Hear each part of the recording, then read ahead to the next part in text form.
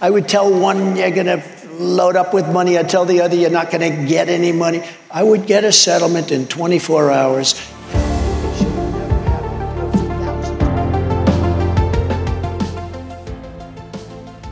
যুক্তরাষ্ট্রের নবনির্বাচিত president Donald Trump তার নির্বাচনী প্রচারণায় প্রতিশ্রুতি দিয়েছিলেন তিনি ক্ষমতা গ্রহণের পর দ্রুততম সময়ে বিশ্বে চলমান যুদ্ধগুলো বন্ধে উপযুক্ত পদক্ষেপ নেবেন।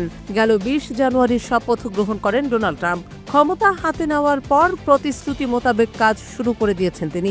এরই ধারাবাহিকতায় এবার ইউক্রেন রাশিয়া যুদ্ধ বন্ধের লক্ষ্যে রাশিয়ার দিকে হুঁশিয়ারির তীর ছুঁড়ে দিলেন তিনি। সদ্য অভিষিক্ত মার্কিন প্রেসিডেন্ট ট্রাম্প বলেছেন, রাশিয়ার প্রেসিডেন্ট ভ্লাদিমির পুতিন যদি ইউক্রেনে যুদ্ধ বন্ধ না করেন তাহলে রাশিয়া উচ্চমাত্রার কর, শুল্ক ও নিষেধাজ্ঞার মুখে পড়বে। নিজের ট্রুথ সামাজিক প্ল্যাটফর্মে দেওয়া এক পোস্টের মাধ্যমে এই হুঁশিয়ারি দিয়েছেন তিনি। ট্রাম্প ওই পোস্ট শুরু করেন রাশিয়ার জনগণের প্রতি তার ভালোবাসা এবং পুতিনের সঙ্গে তার ভালো সম্পর্কের কথা উল্লেখ করে। এরপর তিনি এ উদ্ভট যুদ্ধ বন্ধ করার জন্য রাশিয়াকে সরাসরি হুমকি দেন। তিনি লিখেছেন, এটা শুধু চরম খারাপের দিকে যাচ্ছে।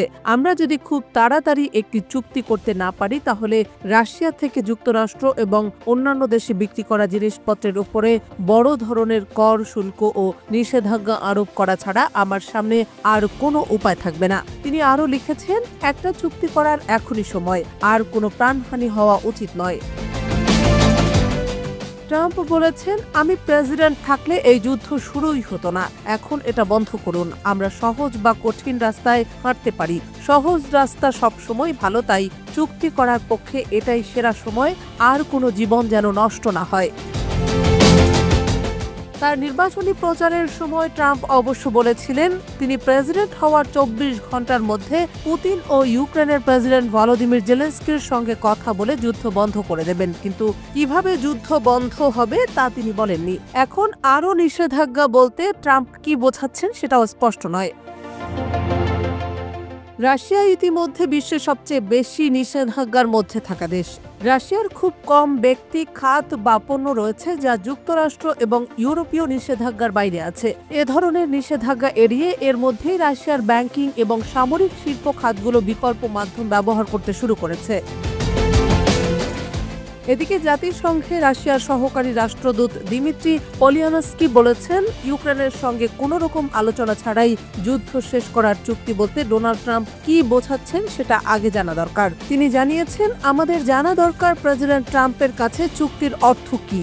এটা তো শুধু যুদ্ধ বন্ধের প্রশ্ন নয়। প্রথম ও সবচেয়ে জরুরি প্রশ্ন হলো যে কারণে ইউক্রেন সংকট শুরু হয়েছিল সেটা। তিনি জানিয়েছেন, রাশিয়া বিরোধী মনোভাব পোষণের জন্য ট্রাম্প দায়ী নন। তিনি রাশিয়ার বিরুদ্ধে যুদ্ধ প্রস্তুতি নেননি, কিন্তু এখন ওই নীতি বদলের ক্ষমতা তার হাতে রয়েছে।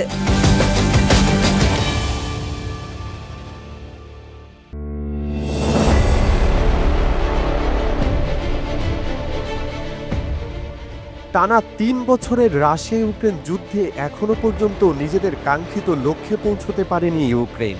উল্টো কিয়েভকে নানা দিক থেকে চাপের মুখে রেখে একের পর এক অঞ্চল দখল করে চলেছে পুতিনের রাশিয়া। চলমান পাল্টাপাল্টি সংঘাতের মাঝে রাশিয়ার হয়ে ইউক্রেনের যুদ্ধক্ষেত্রে লড়াই করতে সেনা পাঠায় পুতিনের বন্ধু কিমের উত্তর কোরিয়া। এবার জানা গেছে, মাত্র ৩ মাসে রাশিয়ার পশ্চিমাঞ্চলীয় কুরস্ক অঞ্চলে ইউক্রেনের সঙ্গে লড়াইয়ে ইতিমধ্যে উত্তর কোরিয়ার প্রায় ৪০% সেনা হতাহতের শিকার হয়েছে এবং এর মধ্যে জানুয়ারির মাঝামাঝি উত্তর কোরিয়ার প্রায় ১,০০০ সেনা নিহত হয়েছে। ২২ জানুয়ারি বুধবার এক প্রতিবেদনে এই তথ্য জানিয়েছে ব্রিটিশ সংবাদ মাধ্যম বিবিসি। ২০২২ সালের ফেব্রুয়ারিতে ইউক্রেনে আগ্রাসন শুরু করে রাশিয়া। রাশিয়াকে আরও শক্তিশালী করতে মস্কোতে হাজার হাজার সেনা পাঠিয়েছে পিয়ংইয়ং। এমনকি কুরস্ক সীমান্তেও উত্তর কোরীয় সেনা এখনও মোতায়েন আছে। সেখানেই এই প্রাণহানির ঘটনা ঘটেছে বলে দাবি করেছে পশ্চিমা কর্মকর্তারা। নাম প্রকাশ না করার শর্তে পশ্চিমা কর্মকর্তারা বলেছেন, উত্তর কোরিয়া থেকে পাঠানো আনুমানিক ১১,০০০ সেনার মধ্যে ইতিমধ্যেই ৪,০০০ সেনা নিহত, আহত, নিখোঁজ বা প্রতিপক্ষের হাতে বন্দী হয়েছেন। কর্মকর্তারা বলেছেন, এই ৪,০০০ জনের মধ্যে প্রায় ১,০০০ জনই চলতি জানুয়ারির মাঝামাঝি সময়ের মধ্যে নিহত হয়েছেন বলে ধারণা করা হচ্ছে। অন্যদিকে আহতদের কোথায় চিকিৎসা করা হচ্ছে, এমনকি কখন এবং কত সংখ্যক সৈন্য প্রতিস্থাপন করা হবে তাও এখনো স্পষ্ট নয়। দক্ষিণ কোরিয়া, যুক্তরাষ্ট্র ও ইউক্রেন গোয়েন্দাদের হিসেব মতে আনুমানিক 11,000 উত্তর কোরীয় সেনাকে রাশিয়ায় পাঠানো হয়েছে। তাদের বেশিরভাগই মোতায়েন করা হয়েছে কুরস্ক সীমান্ত অঞ্চলে ইউক্রেনীয় সেনাদের বিরুদ্ধে লড়তে। মূলত গত বছরের আগস্টে ইউক্রেনীয় সেনারা আচমকা কুরস্কে ঢুকে লড়াই শুরুর পর অঞ্চলটির আংশিক নিয়ন্ত্রণ এখনও কিয়েভের সেনাদের হাতেই রয়েছে। বিশ্লেষকরা বলছেন, উত্তর কোরিয়ার সেনারা যুদ্ধের অভিজ্ঞতার অভাব এবং ভাষাগত সমস্যার মতো চ্যালেঞ্জের মুখে পড়েছে। প্রসঙ্গত উল্লেখ্য যে 2022 সালের ফেব্রুয়ারি মাসে রাশিয়া ইউক্রেনে হামলা চালালে উত্তর কোরিয়া এবং রাশিয়ার মধ্যে সামরিক সখ্যতা গড়ে ওঠে। গত বছরের জুনে ঐতিহাসিক চুক্তিতে স্বাক্ষর করে উত্তর কোরিয়া এবং রাশিয়া, যা গত বছরের ডিসেম্বরে কার্যকর হয়। বিশ্লেষকরা বলেছেন, এই যুদ্ধে জড়িয়ে রাশিয়ার কাছ থেকে উন্নত প্রযুক্তির জ্ঞান অর্জন করতে চায় কিম জং উনের উত্তর কোরিয়া।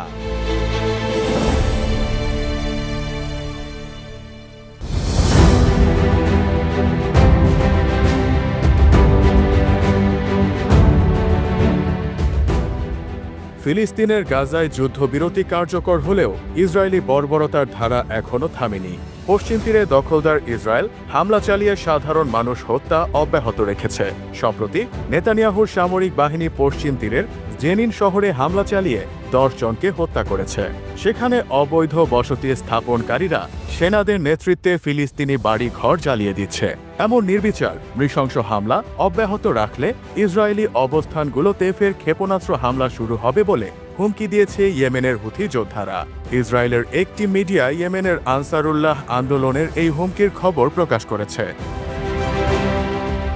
ইসরায়েলি হাতসুদ বাজমান বা সময়সীমা নামের একটি ওয়েবসাইটের খবরে বলা হয়েছে, ইয়েমেনের হুথি যোদ্ধারা হুঁশিয়ারি দিয়ে বলেছে, দখলদার ও হানাদার ইহুদিবাদী সেনারা পশ্চিম তীরে সেনা অভিযান অব্যাহত রাখলে ইসরায়েল বিরোধী ক্ষেপণাস্ত্র ও ড্রোন হামলা আবারও শুরু করবে হুথিরা। উল্লেখ্য যে ইসরায়েলি সেনারা গত মঙ্গলবার থেকে জেনিন শহরে হামলা শুরু করেছে, কিন্তু ফিলিস্তিনি প্রতিরোধকামীরা সেখানে প্রতিরোধ অব্যাহত রেখেছে। জেনিনে ইসরায়েলি হামলায় 10 ফিলিস্তিনি শহীদ হওয়ার পাশাপাশি 40 জন আহত হয়েছেন। অন্যদিকে সংগ্রামী ফিলিস্তিনিদের প্রতিরোধে গত 4 দিনে 1 জন ইসরায়েলি সেনা নিহত ও 11 জন আহত হয়েছে। ফিলিস্তিনি সংবাদ মাধ্যমের খবরে বলা হয়েছে, ড্রোন ও হেলিকপ্টারের সহায়তায় জেনিন শহর ও সেখানকার শরণার্থী শিবিরে ধারাবাহিকভাবে বিমান হামলা চালিয়েছে ইসরায়েল।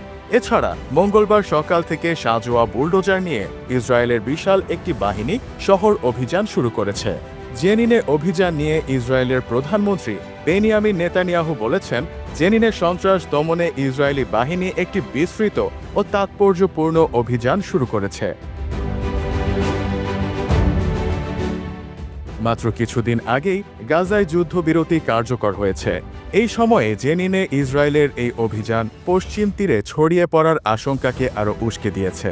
ইসরায়েলি বসতি স্থাপনকারীরা জেনিনে রাতভর তাণ্ডব চালিয়েছে বলেও ধারণা করা হচ্ছে। জেনিনের গভর্নর কামাল আবু আল রাব এএফপিকে বলেছেন, জেনিন শরণার্থী শিবিরে যা ঘটছে সেটি একটি অতর্কিত আক্রমণ। তারা খুব দ্রুত এসেছে আকাশে অ্যাপাচি হেলিকপ্টার এবং সর্বত্র ইসরায়েলি বাহিনীর সামরিক যান নিয়ে। পরিস্থিতি খুবই কঠিন উল্লেখ করে গভর্নর বলেন, আন্তর্জাতিক আইন লঙ্ঘন করে পশ্চিম তীরে হামলার করুণ পরিণতির ব্যাপারে ইসরায়েলকে প্রস্তুত থাকতে হবে।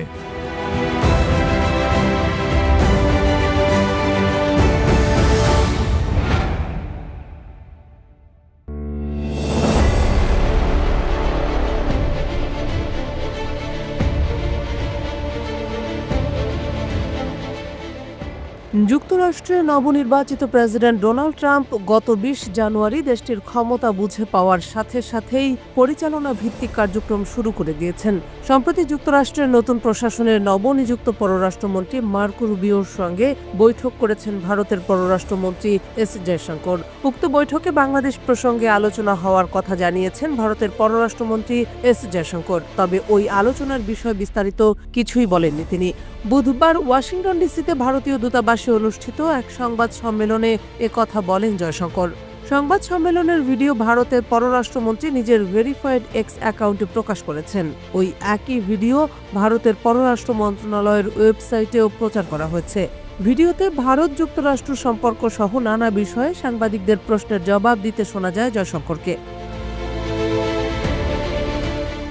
ভারতের রাষ্ট্রীয় বার্তা সংস্থা পিটিআই এর খবরে বলা হয়, ট্রাম্পের প্রেসিডেন্ট হিসেবে অভিষেকের অনুষ্ঠানে অংশ নিতে যুক্তরাষ্ট্রে যাওয়া ভারতের পররাষ্ট্রমন্ত্রী ওয়াশিংটন ডিসিতে দেশটির নতুন পররাষ্ট্রমন্ত্রী মার্কো রুবিও এবং জাতীয় নিরাপত্তা উপদেষ্টা মাইক ওয়ালজের সঙ্গে বৈঠক করেছেন। এছাড়া যুক্তরাষ্ট্র, ভারত, অস্ট্রেলিয়া ও জাপানকে নিয়ে গঠিত 4 দেশীয় জোট কোয়াডের পররাষ্ট্রমন্ত্রী পর্যায়ের বৈঠকে উপস্থিত ছিলেন তিনি। ভারতীয় দূতাবাসে সংবাদ সম্মেলনের একেবারে শেষ পর্যায়ে জয়শঙ্করকে এক সাংবাদিক প্রশ্ন করেন, যুক্তরাষ্ট্রের জাতীয় নিরাপত্তা উপদেষ্টা মাইক ওয়ালজ ও পররাষ্ট্রমন্ত্রী মার্কো রুবিওর সঙ্গে বৈঠকে বাংলাদেশের সংখ্যালঘুদের প্রতি আচরণ নিয়ে কোনো আলোচনা হয়েছে কিনা। জবাবে জয়শঙ্কর বলেন, হ্যাঁ, বাংলাদেশ নিয়ে আমাদের সংক্ষিপ্ত আলোচনা হয়েছে। আমি মনে করি না যে এ বিষয়ে বিস্তারিত বলাটা সমীচীন হবে। ভারত ও যুক্তরাষ্ট্রের ভবিষ্যৎ সম্পর্ক নিয়ে প্রশ্নের জবাবে জয়শঙ্কর বলেন, দুই দেশের সম্পর্ক সামনে এগিয়ে নিতে ডোনাল্ড ট্রাম্পের প্রশাসনের সুস্পষ্ট আগ্রহ রয়েছে। এটা খুবই স্পষ্ট যে নতুন প্রশাসন ট্রাম্পের অভিষেক অনুষ্ঠানে ভারতের উপস্থিতি চেয়েছিল। তারা দ্বিপক্ষীয় সম্পর্কের উপর অগ্রাধিকার দিচ্ছে। এদিকে মঙ্গলবার মার্কো রুবিওর সঙ্গে জয়শঙ্করের বৈঠকের বিষয়ে একটি সংবাদ বিজ্ঞপ্তি যুক্তরাষ্ট্রের পররাষ্ট্র দপ্তরের ওয়েবসাইটে প্রকাশ করা হয়েছে। মার্কিন পররাষ্ট্র দপ্তরের নতুন মুখপাত্র ট্যামি ব্রুস ওই বিজ্ঞপ্তি দিয়েছেন। তাতে বলা হয়েছে, যুক্তরাষ্ট্র ও ভারতের মধ্যে অংশীদারিত্ব জোরদার করার অভিন্ন প্রতিশ্রুতির বিষয়টি নিশ্চিত করেছেন দুই দেশের পররাষ্ট্রমন্ত্রী। বিজ্ঞপ্তিতে আরও বলা হয়, মার্কো রুবিও ও এস জয়শঙ্কর বিস্তৃত বিষয় নিয়ে আলোচনা করেছেন। আঞ্চলিক বিভিন্ন বিষয়, যুক্তরাষ্ট্র ভারত সম্পর্ক আরও গভীর করার বিভিন্ন সুযোগ, গুরুত্বপূর্ণ ও বিকাশমান প্রযুক্তি, প্রতিরক্ষা সহায়তা, জ্বালানি এবং একটি স্বাধীন ও মুক্ত ভারত প্রশান্ত মহাসাগরীয় অঞ্চলকে এগিয়ে নেওয়ার বিষয়ে দুজনের কথা হয়েছে।